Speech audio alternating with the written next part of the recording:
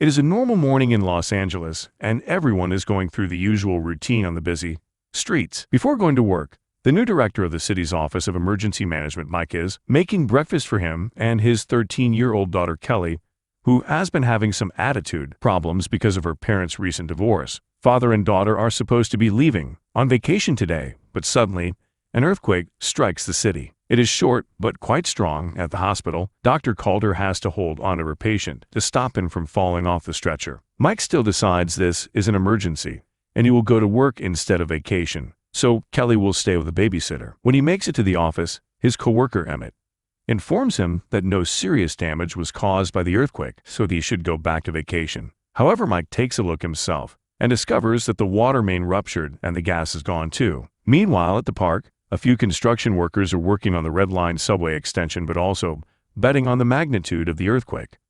Suddenly, they hear a noise and are shocked to see some strange yellow gas coming out from the tunnel. They rush to help a worker out of the tunnel and discover half of his body is covered with burns. Hearing the report, Mike goes to the park and learns that several bodies have suffered these burns. Everyone blames it on steam, but Mike does not believe it.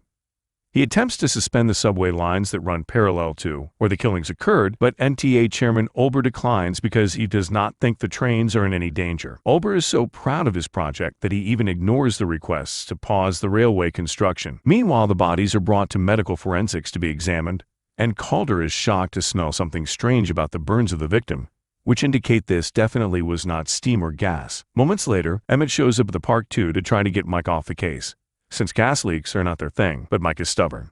Breaking the rules, Mike and his coworker Gator decide to go down into the sewers to find clues. They wander around for a while and notice that the air is becoming hotter, making it harder to breathe because of the fumes. Since the tunnel is right next to the subway, it shakes every time a train passes by.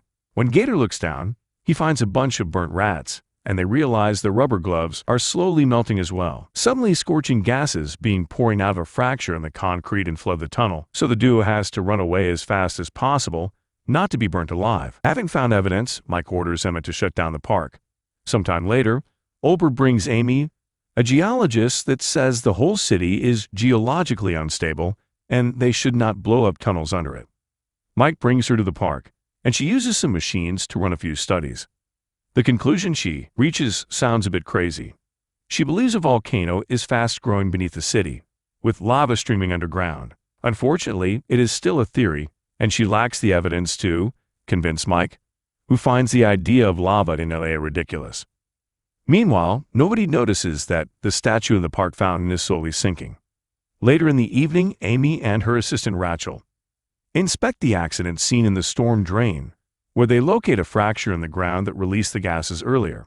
The duo wanders the underground tunnels taking samples and looking for an explanation when suddenly another earthquake hits the area.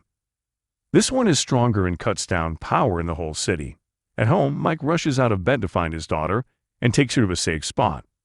Underground, the night train driver tries to stop the vehicle, but it still crashes against falling debris. The quake cracks a hole in the tunnel where the scientists are, and Rachel falls, leaving her hanging off the edge.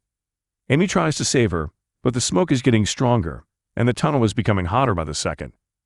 A burning explosion of steam hits Rachel and burns her to death, leaving Amy in shock. When she comes out of the tunnel, she notices the fountain water is boiling. Little by little, generators are turned on in the most important buildings in town. Mike leaves home and brings Kelly with him, thinking he can keep her safe at the office. Suddenly, huge steam geysers begin coming out from every manhole on the streets, and now there is smoke and rocks falling all over the place. Mike watches a huge smoke curtain in shock before the little rocks are replaced by actual lava bombs, which begin causing fires whenever they land. At the MTA office, Olber hears about the trains stuck in the tunnels and decides to lead a team to rescue them. Meanwhile, the driver calms down the terrified passengers and tries to get out, but the doors are stuck. Back on the streets, Calder is stuck in traffic too, and she watches how the lava bombs hit one of the arriving fire trucks. Mike stops the car to try to calm citizens down, but many people are already looting stores. As firefighters do their best to deal with the disaster, Mike tries to reach the office, but he stops the car again when he sees Calder taking care of an injured person. She tells him about the fallen fire truck, and Mike rushes to try to help the firefighters out. Suddenly, another earthquake hits the area, destroying a building that drops broken glass all over them. Mike shockingly watches Amy's theory come true when a freshly created volcano erupts from the city tar pits and lava begins to flow freely down Wilshire Boulevard, incinerating everything in its path. The lava soon begins taking down vehicles, and a terrified Kelly leaves the car as she cries to her dad for help. A lava bomb falls near her and her pants catch on fire. So Mike runs to her and helps her put the flames out before picking her up. Finding themselves surrounded by lava, Mike escapes by jumping onto his car and then to a safe spot right before the lava swallows his vehicle down. The lava then goes after the fallen fire truck, and a fighter tries to rescue his trapped coworker. But he doesn't make it in time, and the lava kills them both. Mike hands Kelly to Calder so she can take her to the hospital with the other injured people. Soon helicopters full of reporters are flying all over the area, showing the lava is slowly making its way through the main avenue. People are abandoning their homes as they start to crumble. Moments later, Amy joins Mike in his efforts to help the cops and the firefighters to organize a safe evacuation.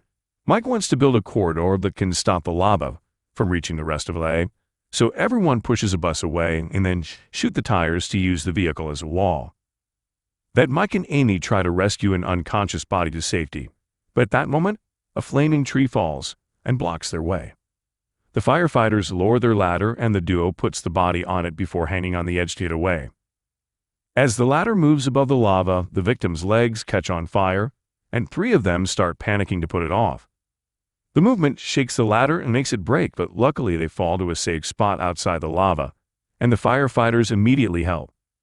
Amy is starting to think they should give up on the city and concentrate on evacuating, but Mike keeps on planning. Soon cops, city workers, and firefighters are grabbing jackhammers and other tools to hit the streets and try to guide the lava away from important places. Meanwhile, the lava is starting to fill the red line tunnels, as well while Ulber leads his squad to the crashed train in search of survivors. Everyone is unconscious and has to be dragged out of the vehicle. As the lava comes closer, Ulber notices that the train driver is still missing and returns to find him. The driver is alive but unconscious, so Ulber has to pick him up to leave, shoes melting with every step, as the lava reaches the train and begins to melt it down. Feeling guilty for how he handled the situation, Ulber jumps into the lava and flings the driver at his team before he dies. Back to Amy, she grabs a basketball from a store and puts it on the ground, where it starts to roll on its own. This indicates an inclination on the ground that will take the lava in the direction of a gas station. The workers continue to push cars and other vehicles to try to guide the lava away, but it is not very efficient. Eventually, a bunch of emergency trucks arrive and Mike and Amy create a plan to erect concrete barricades at the intersection of Wilshire Boulevard and Fairfax Avenue, forming a cul-de-sac in which to pool the lava, while helicopters spray water on it to produce a crust. Soon, every person available, even a few remaining civilians, is pushing every piece of debris available, while Mike guides them with well-organized orders to keep the barricade in the right direction. Meanwhile, at the medical tents, vets are starting to save animals too. Calder helps a few kids with their burns and asks Kelly to keep them entertained until they find the parents. Back to the streets, the barrier is finished and the firefighters proceed to shoot water with hoses and truck cannons. Soon helicopters also join the team to spread more water, and they manage to harden enough to make it stop. Everyone rejoices and celebrates, assuming the eruption has stopped. However, Amy still worries and enters the subway tunnel to double-check. Using a gadget, she confirms that lava is still moving underground. She calls Mike and explains they didn't stop the lava, it just moved somewhere else, and she compares that incoming eruption to the Hiroshima bomb. The lava is traveling through the Red Line subway extension, and her calculations indicate that the main eruption will occur at the end of the line at the Beverly Center, where the medical tents are. Mike immediately joins Amy at the end of the line, and they lower a video camera into the tunnel to observe it, only to have it incinerated by a fast-moving flow of lava. Mike has to push Amy away before the flames blow up into the street as well. They analyze the pace they see in the tunnel and discover that the lava will erupt at the end of the Red Line in 30 minutes. After calling Emmett so he can start evacuating the medical tents, Mike discusses their options with Amy, only to start to lose hope. Fortunately, Mike sees a building and is inspired with an idea. They can use explosives to make channels in the street that divert the flow of lava into Bologna Creek, which would eventually flow in the Pacific Ocean. The roadway is sloping in the opposite direction, but they can solve that by demolishing a 22-story condominium building, which should prevent the lava from entering the city. Mike asks Amy to go find his daughter while the team begins working on setting up the explosives. However, when Amy makes it to the victim groups, she discovers Amy is gone because she lost one of the kids and is out there looking for him. Back to the team, they're running all over the place because they only have 20 minutes to get it all ready. Gator and his men are placing bombs inside the center, but at that moment, earthquakes begin hitting the area again. The huge eruption happens sooner than expected and destroys the street, causing everyone to run away in panic and many patients to catch on fire while they're being evacuated.